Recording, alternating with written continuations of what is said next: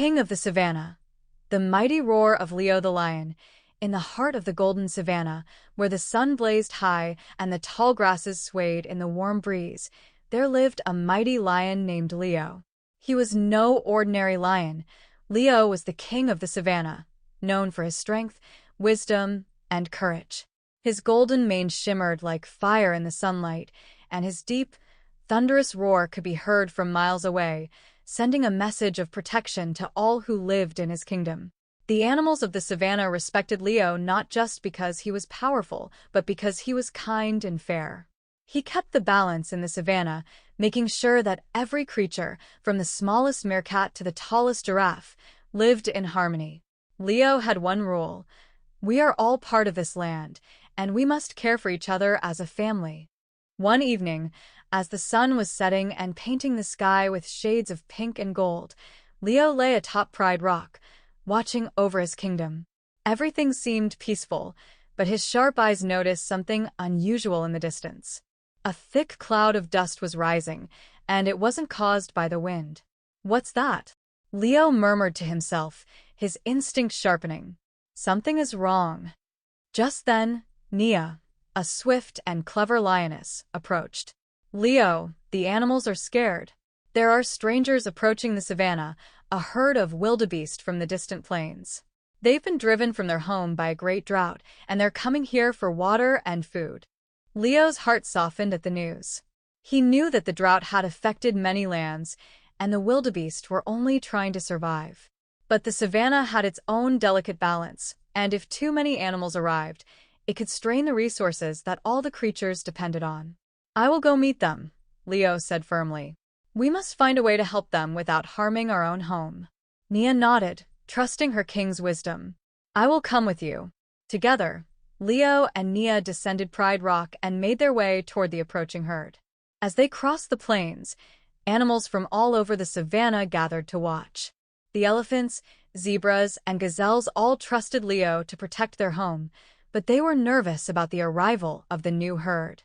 When Leo and Nia reached the edge of the savannah, they saw the massive herd of wildebeest approaching. At the front of the herd was Taro, the leader of the wildebeest, his large horns curved and his eyes filled with worry. "King Leo," Taro called out as they approached, bowing his head in respect. "We mean no harm.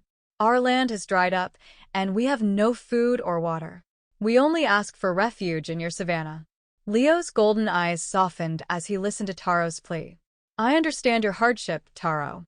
The drought has affected many lands. But my responsibility is to the animals of the savannah.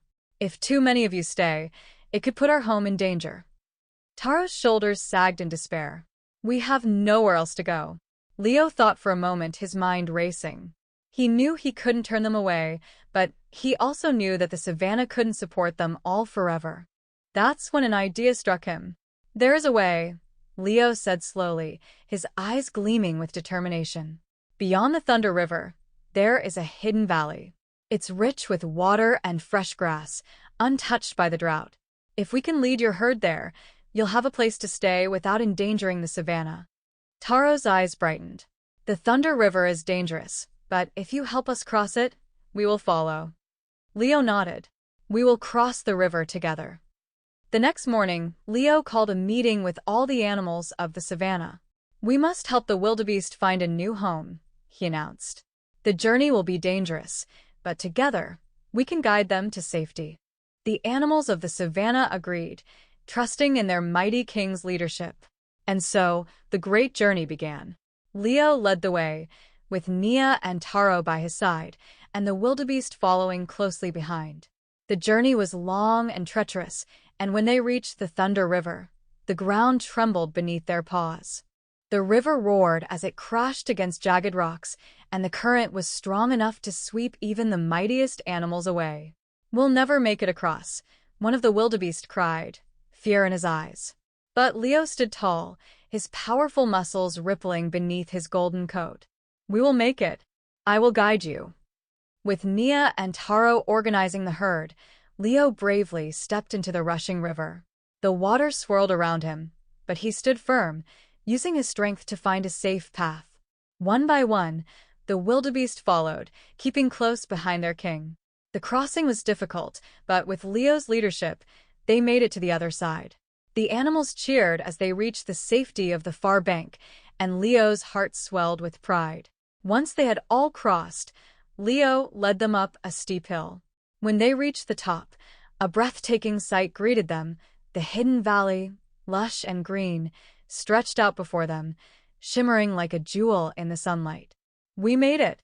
Taro exclaimed, tears of gratitude in his eyes. "Thank you, King Leo. You have saved us." Leo smiled, his heart full of warmth. "We did it together."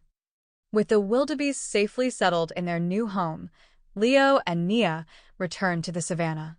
The animals greeted them with cheers and roars of appreciation. Leo had not only saved the savannah, but he had also shown that true strength comes from helping others. From that day on, Leo was known not just as the king of the savannah, but as a leader who used his power to protect and care for all who needed it. His roar echoed through the plains, a symbol of strength, courage, and kindness.